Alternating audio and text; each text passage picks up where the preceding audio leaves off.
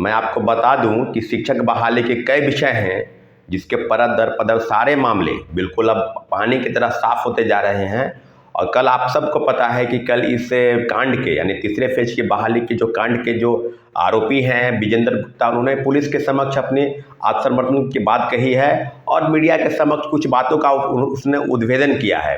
सारी चीज़ें उसने स्पष्ट कर दी थी कि जो ब्लशिंग पेपर यानी जो ब्लशिंग एक प्राइवेट लिमिटेड कंपनी जो है कोलकाता स्थित जो प्रिंटिंग प्रेस है, उसमें लगभग 64वीं से अभी तक 64वीं 65वीं 66वीं 67वीं और इसके बाद 68वीं 69वीं बीपीएससी सिविल सेवा परीक्षा और उसके अलावा जो बीपीएससी की तीनों फेज की बहाली है उस पर सबके प्रश्न पत्र उसी कंपनी में छापे गए, उसी कंपनी को ठेका दिया गया। तो जाहिर सी बात है कि सारी चीज़ों पर उसने अपने कुकृत को उसने स्वीकार किया है, लेकिन उसने घुमा फिरा कर सब मामलों की तहकीकात के लिए, सब मामलों के आरोपी के लिए विशाल चौरसिया और कई लोगों का नाम उसने उजागर किया है। साथियों, अभी जो प्रश्न है, मूल प्रश्न है वो ये है कि क्या बीपीएससी को पता नहीं था कि जो ब्लैकलिस्टेड कंपनी है उसी को ठेका दिया जाना है? क्या बिना चेयरमैन के सहमति के कंपनी को ठेका दिया गया? और इसके पहले आपको याद होगा कि 66वीं में जो कट ऑफ चला गया बीपीएससी सिविल सेवा का वो 108 और प्रश्न पत्र लीक था। लगातार हम लोग चिल्लाते रहे, मांग करते रहे, परंतु बीपीएससी ने एक नहीं सुनी। और 67वीं में वो वही बातें बिल्कुल कुकृत सिद्ध हो गई कि ओएमआर सीट की पीटी का जो प्रश्न पत्र था वो लीक था। उसके बाद दोबारा परीक्षाएं हुई तो सारी चीज़ें लगभग रंजीत रंजन की गिरफ्तारी, कई लोग की लगभग सैकड़ों लोग की गिरफ्तारी और जो चीज़ें आगे की तरफ बढ़ी वो ये था कि पेपर लीक कांड के मुख्य आरोपी कौन है ये बीपीएससी को पता नहीं था, ये बीपीएससी के अधिकारियों को पता नहीं था। कई चीज़ें सामने आई और मामले को रफा दफा करता बस कुछ लोगों की गिरफ्तारी हुई। कोई पिंटू यादव, कोई रंजीत रजक, कोई और एक रंजीत आईएएस का नाम आ रहा था। तो सारी चीज़ें लगभग वो ठंडे बस्ते में डाल दिया गया। तीनों फेज की बहाली में आपको याद होगा TRE 1 से लेकर TRE 2 तक जो चीज़ें सामने आ रही थी उसमें बीपीएससी के चेयरमैन, पूर्व चेयरमैन अतुल प्रसाद जी की भूमिका आप देख लीजिए तो आपको सब मामलों पर लगेगा ईमानदारी के पराकाष्ठा उन्होंने पार कर रखी थी। ईमानदारी का जो ढोंग उन्होंने रचा इस प्रकार से कि हम तो इतने ईमानदार हैं कि तरह तरह का स्लोगन और दार्शनिक बातें जो विद्यार्थियों को समझ में ना आए ऐसे ऐसी बातों का वो ग्रहण कर रहे थे और वो अपने ट्वीट के माध्यम से लोगों को बता रहे थे कि कश्ती से लाए हैं तूफान में निकाल के, इसको रखना बचा के, शिक्षा माफियाओं से बचा के, शिक्षक इस राज्य की। अरे भाई, आप ही के रहते हुए सारी चीज़ें बिल्कुल सामने आ गई। अब क्या कहने की ज़रूरत है? प्रिंटिंग प्रेस के मालिक से पूछताछ चल रही है, वही मालिक जो पहले से गिरफ्तार होकर जेल जा चुका है उसी मालिक से दोबारा। और वो कौन कौन लोग हैं, क्या क्या शामिल है, क्या अब कहने की आर्थिक अपराध इकाई ने बिल्कुल स्पष्ट कर दिया है कि मामले की तहकीकात के लिए अगर बीपीएससी के अधिकारी और चेयरमैन से पूछताछ नहीं होगी तो किससे होगी?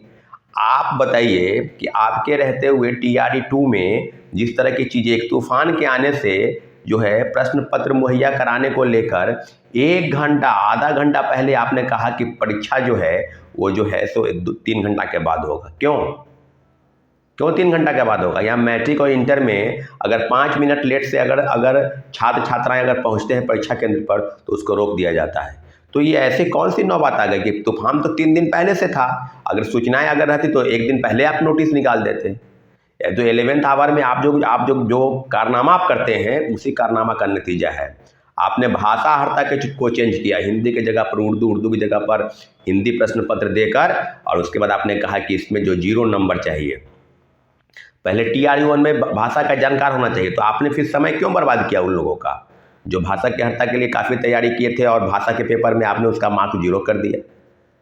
तो खूब खेल हुआ, खूब खेल का भंडाफोड़ हो चुका है। पूर्व चेयरमैन अतुल प्रसाद की जांच होनी चाहिए, यही मुख्य सरगना है।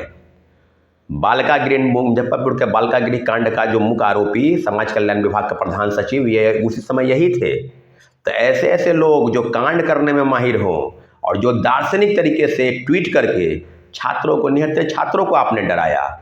आपने गिरभान सेल में एप्लीकेशन लिया तो सबको डिबार कर दिया आपने कि अगली परीक्षा में प्रतिबंधित करेंगे, और लगभग 650 लोगों को आपने प्रतिबंधित करने का प्रयास किया। कोई अगर मीडिया में बांट देता था उसके मीडिया के बांट को कट करके रोल नंबर और सहित आप उसको निकालते थे कि ये व्यक्ति जो है मीडिया में अनर्गल प्रलाप कर रहा है। तो अगर दोषी अगर वो सब था तो आपने कार्रवाई की। दोषी आप हैं तो आप अपने कार्रवाई की जिम्मेवारी आप लेते हैं कि आपके रहते हुए TRE 1 से लेकर TRE 3 तक जो ब्लैक लिस्टेड कंपनी है, जो प्रिंटिंग प्रेस है, उसमें क्वेश्चन छापने का जिम्मा क्यों दिया गया? जिस प्रकार से विशाल चौरसिया, विजयेंद्र गुप्ता, कई लोगों की गिरफ्तारी हुई है, 300 के आसपास लोगों की गिरफ्तारी होने जा रही है, क्या इस मामले पर आपकी चुप्पी क्यों है? आप पूर्व चेयरमैन तो सारा मामला को खट क्या, जो कह रहे हैं कि उत्तर प्रदेश के कई मामलों पर जो तार जुड़ रहे हैं इस मामले से, उसमें कई जगहों पर छापामारी चल रही है, लखनऊ से लेकर इलाहाबाद, कानपुर, बनारस, कई जगहों पर। क्या उत्तर प्रदेश के लोगों के लिए विशेष परीक्षा का आयोजन था? क्या आपको पता नहीं कि कई जगहों पर उत्तर प्रदेश जो चीज़ें आरक्षण का लाभ और आरक्षण का दायरा है उसका पालन नहीं किया गया, उसके अनुसार कई हजार लोगों की जो नियुक्ति है उत्तर प्रदेश के लोगों के, गलत लोगों की, हम तो कई लोगों के विषय में आप जानते हैं, जो आप भी जानते होंगे, बेहतर जानते होंगे आप। छात्रों पर धारा 144 BPSC गेट पर लगाकर और कट ऑफ को ऊंचा चला जाएगा। इन लोगों का खेल देखिए, कट ऑफ को ऊंचे ले जाएंगे कि कोई समझे नहीं, प्रश्न पत्र को हाई कर देंगे लेवल, और यहाँ तो पहले ही प्रश्न पत्र मुहैया कराया जा रहा है कि आप रट लीजिए और रट के आ जाइए। व्यापक तौर पर भ्रष्टाचार का भंडाफोड़ हो चुका है। BPSC के पूर्व चेयरमैन अतुल प्रसाद और उनके सदस्य और जितने भी कर्मचारी हैं, सबसे पूछताछ की जानी चाहिए आर्थिक अपराध इकाई को। और जाहिर सी बात है कि सारे मामलों पर मैं मांग करता हूं कि पिछले लगभग 4-5 वर्षों से जितनी भी परीक्षाएं BPSC द्वारा आयोजित हुई है, और जो विजेंद्र गुप्ता का बयान है कि एग्रीकल्चर के परीक्षा में प्रश्न पत्र लीक हुई है 1 या 2 मार्च को, और कई कई चीज़ों पर बयान दे रहा है, उसके बयान के मैं ना विजेंद्र गुप्ता को हमको मतलब है, न विशाल चौरसिया, मतलब BPSC के चेयरमैन से है और उसके अधिकारियों से है। सारे मामलों की तहकीकात BPSC के अंदर हैं, चोर अंदर बैठा हुआ है। आप आर्थिक अपराध इकाई से आग्रह है, विनम्र निवेदन है कि उन लोगों को पकड़िए जो लोग BPSC के अंदर बैठकर और सारे काले कारनामों को अंजाम देते हैं। और CPSC के पूर्व चेयरमैन अतुल प्रसाद और उनके सदस्य और जितने भी कर्मचारी हैं, सबसे पूछताछ की जानी चाहिए आर्थिक अपराध इकाई को। और जाहिर सी बात है कि सारे मामलों पर मैं मांग करता हूं कि पिछले लगभग 4-5 वर्षों से जितनी भी परीक्षाएं BPSC द्वारा आयोजित हुई है, और जो विजेंद्र गुप्ता का बयान है कि एग्रीकल्चर के परीक्षा में प्रश्न पत्र लीक हुई है 1 या 2 मार्च को, और कई कई चीज़ों पर बयान दे रहा है, उसके बयान के मैं ना विजेंद्र गुप्ता को हमको मतलब है, न विशाल चौरसिया, मतलब BPSC के चेयरमैन से है और उसके अधिकारियों से है। सारे मामलों की तहकीकात BPSC के अंदर हैं, चोर अंदर बैठा हुआ है। आप आर्थिक अपराध इकाई से आग्रह है, विनम्र निवेदन है कि उन लोगों को पकड़िए जो लोग BPSC के अंदर बैठकर और सारे काले कारनामों को अंजाम देते हैं। और शिक्षा माफियाओं के गोद में जाके जो BPSC इतनी बड़ी एजेंसी, राज्य की सबसे प्रतिष्ठित एजेंसी, जो जाके बैठ गई, इस बात की पुष्टि करती है कि अब कोई चीज़ अछूता नहीं रह गया है। TRE 1 से लेकर TRE 3 तक बड़े पैमाने पर फर्जीवाड़ा हुआ, उसका खेल का भंडाफोड़ हो चुका है। और जो बात अब सामने की तरफ आ रही है कि क्या BPSC ही नहीं, राज्य की जितनी भी इकाई है, एजेंसी है, चाहे वो BPSC हो, चाहे BSSC हो, चाहे BTSC हो, या केंद्रीय चयन पुलिस परिषद जिसके चेयरमैन SK सिंघल, जो पहले बोलते थे कि प्रश्न पत्र लीक नहीं हुआ है, लोग पढ़ लिए हैं, रट्टा मार लिए हैं, यही बात अतुल प्रसाद जी भी बोलते थे कि जो प्रश्न का लेवल है, लोग इतने अच्छे से पढ़े लिखे, ताकि पढ़ने लिखने वाले की संख्या बढ़ रही है, इसलिए कट ऑफ हाई चला गया। खूब खेल खेला आपने अपने BPSC के अंदर, गोल गोल बात करके, और प्रेस के कुछ लोगों को उन्होंने अपने कब्जे में रखा था, कुछ छात्र नेताओं को भी अपने कब्जे में रखा गया कि फूल माला जो हार है ना, वो उनको पहना सके। 1 नंबर का ट्विटर बॉय जो बहुत बड़ा फ्रॉड है, ये है श्री अतुल प्रसाद, BPSC के पूर्व चेयरमैन। मैं अपने वीडियो के माध्यम से मांग करता हूं बिहार सरकार से कि पूर्व चेयरमैन की गिरफ्तारी हो और पूरे मामले की तहकीकात की जाए कि इसमें किस किस मामलों में सरगनाओं के साथ शिक्षा माफिया और सर्वर गैंग को फायदा पहुंचाया है। प्रिंटिंग प्रेस में क्वेश्चन छपने से पहले इन लोगों के पास कैसे चला गया? क्या BPSC चेयरमैन को पता नहीं था? क्या BPSC के अधिकारियों को पता नहीं था?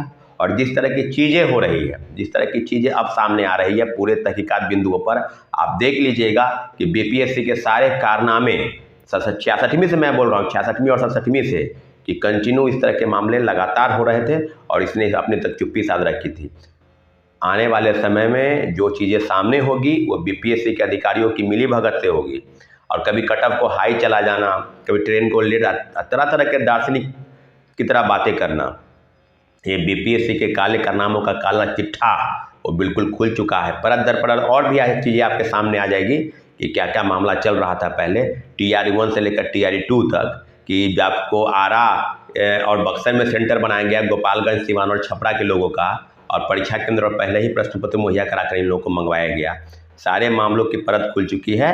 बीपीएससी के अंदर अधिकारियों और कर्मचारियों से पूछताछ की जानी चाहिए और सारे मामलों का भंडाफोड़, इसमें किन किन लोगों की, अगर मंत्रियों की भूमिका है, जिस प्रकार से बयान विजेंद्र गुप्ता दे रहा है कि कुछ मंत्रियों का बयान अगर पुलिस पूछताछ करेगी तो मैं बताऊंगा, तो वो बताए दे। लेकिन इतना जरूर है कि पुलिस की जो कार्यशैली है वो इसी प्रकार से है कि बालासोर से कोई व्यक्ति पेपर लीक में गिरफ्तार होता है और पटना में आकर रहता है, अब पुलिस उसको रिमांड में नहीं लेती है, पुलिस को कुछ पता नहीं है।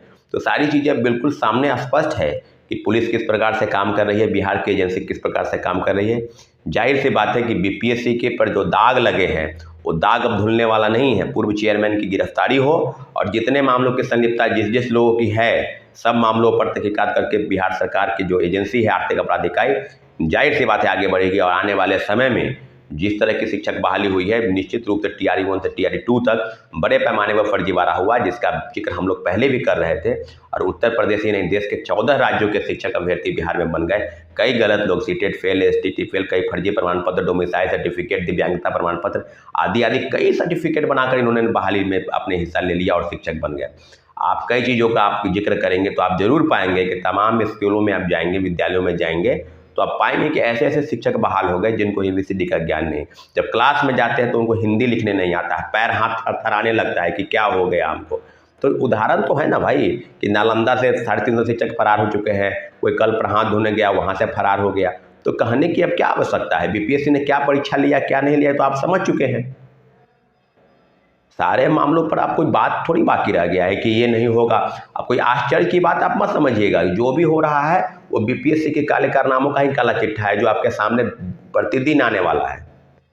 इसलिए मैं आपको बता दूं कि आप लोग निश्चित रूप से ये बात समझ लीजिए कि बीपीएससी है और बीपीएससी के अलावा जितने भी हम लोग की मांगे थी, इसको बीपीएससी शिक्षा विभाग ने घोल मटोल कर दिया। ये दोनों अधिकारी अतुल प्रसाद और के पाठक की मिलीभगत का परिणाम था कि बड़े पैमाने पर फर्जीवाड़ा हुआ और सरकार जो है आंख मूंदे बैठे रही क्योंकि इसको क्रेडिट लेना था।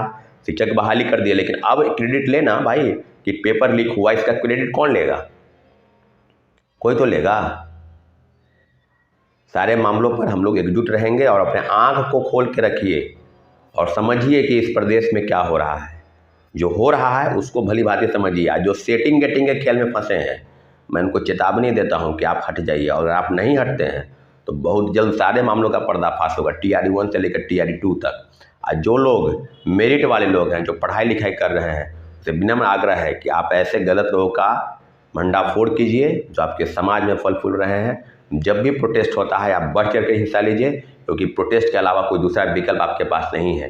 पैसे तो आप दे नहीं सकते हैं नौकरी में, जिस प्रकार से पैसा लिया जा रहा था 10 लाख का, 12 लाख का, 14 लाख, ऐसे ऐसे लोगों को भंडाफोड़ करना है। और जाहिर सी बात है आर्थिक अपराध इकाई आगे बढ़ रही है, सारे मामलों की तहकीकात करके वो निश्चित रूप से अंतिम बिंदु पर पहुंचेगी और हम आने वाले समय में जरूर हर न कुछ का उद्भेदन होगा। ठीक है साथियों।